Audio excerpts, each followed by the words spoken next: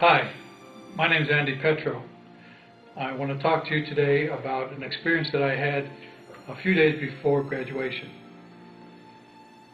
We went to a senior class picnic just prior to graduation, and in that picnic event, during that picnic event, I was swimming out to a raft by myself, got cramps, I drowned, I died, I went into the light, and then I came back again. What I'd like to describe to you is the process of dying. First of all, the drowning process was not a fun process. It was horrible, it was painful. I was stuck at the bottom of the lake. I had aches and pains in every cell of my body. I didn't know what else to do. I was screaming internally for one breath of air. All I wanted was one breath of air, but I couldn't get it. And then a voice inside of my head said to me, Andy, called me Andy, it said, Andy, you need a rest, just for a moment. And I said to the voice, no, I don't think I want to rest. I have to get up for the air. And in trying to get up, I found that I was stuck in the mud. My hands were stuck in the mud, I couldn't pull them out, and I'm imprisoned. And then the voice said to me again, Andy, you can continue the struggle, but you want to rest for just one moment. And so I said to the voice, okay, all right, I'll give it a rest for just a minute and then I'm going to continue. I'll let go. And as soon as the word go formed in my mind, I was pulled out of my body. And all of a sudden, I looked down and I could see my body stuck in the mud. But I'm in a body. I can feel it. No longer am I cold and freezing and stuck in the mud, but I'm warm. And I'm filled with a love and a peace that I cannot explain. So in less than a microsecond, from freezing, cold, horrible pain, I was filled with love and peace and happiness and smiles. And as I looked opposite from my body, looked up into the tunnel, there I saw light. The light was so bright that it was brighter than 10,000 suns. And I immediately said, this should be burning my retinas. But it wasn't. It was a gentle but powerful light. It was pulling me. It was pulling me like a gentle magnet, closer and closer. And the closer I got, the more I was filled with an ecstasy, with a love, with an unconditional love of me as Andy. And as I got closer to the light, all of a sudden, I popped into a giant sphere. It was about the size of a basketball coliseum, and I was suspended in the middle of this sphere, and all around me, at all parts of the sphere, up, down, sideways, left, right, all over, were miniature motion pictures of my lives and what was going on. And I could see, I could touch, I could feel, I could sense every emotion that was taking place in all of those lifetimes. And when I would concentrate on one, I would immediately be there. I would be reliving what I had lived, and I would remember the reliving. And then I would think about another area, and then I'd pop into another movie. And I would do this for some period of time, but you have to understand that when you're in the eternal now, time doesn't make any sense. So it isn't time like yesterday, today, and tomorrow. It's happening all the time, all at once. And I was there for an extended period using earth terms. And then all of a sudden, I popped out of the sphere, and now I'm in front of the light. And the light is so warm and so glowing and so forgiving. And the light had no judgment.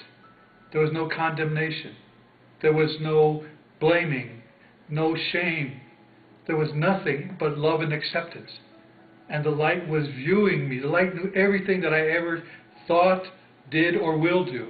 It knew everything. And the light welcomed me. And the light said, Andy, don't be afraid. And I was impressed. I mean, the light knew me and called me by my name, called me Andy. Oh, that's pretty good. And then the light said, Andy, I love you. And then the light said, Andy, we love you. Now when the light said, Andy, we love you, I looked in back of the light.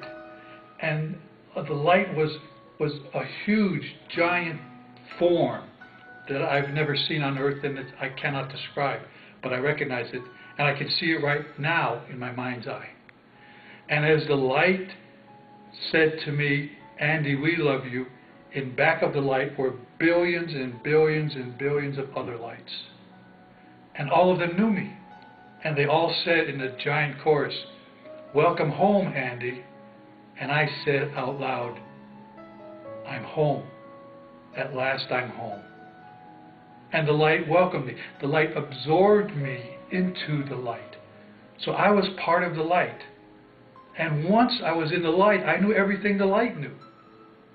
I knew all about the universe. I knew everything about flowers, about plants, about asteroids, about suns, about novas, everything. I didn't have a question for the light. Why? Because I knew all the answers.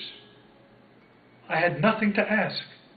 And we laughed and we played. And by the way, the light has a fantastic sense of humor. We would view some of the really silly things that I did in my lifetime, and we'd be laughing at how serious I took them.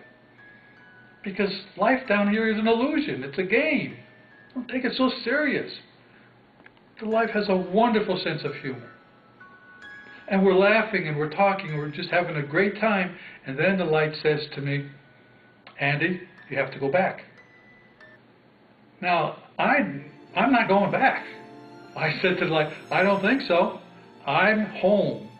I'm staying. And then the light said to me for the second time, Andy, you're going back. And I said, no, you don't understand. I don't want to go back into that body. I don't want to go back on earth. I'm home here in the light. And then the light said for the third time, Andy, you're going back.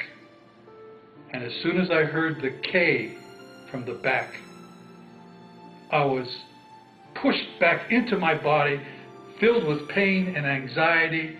And during all of that process, I was now on the beach, and my friends were pushing the water out of my lungs, and I was coughing the water out, and I was completely conscious.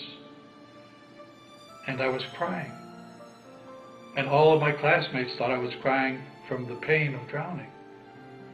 But I was crying because I was no longer in the light. I was back in my body. I was back on earth.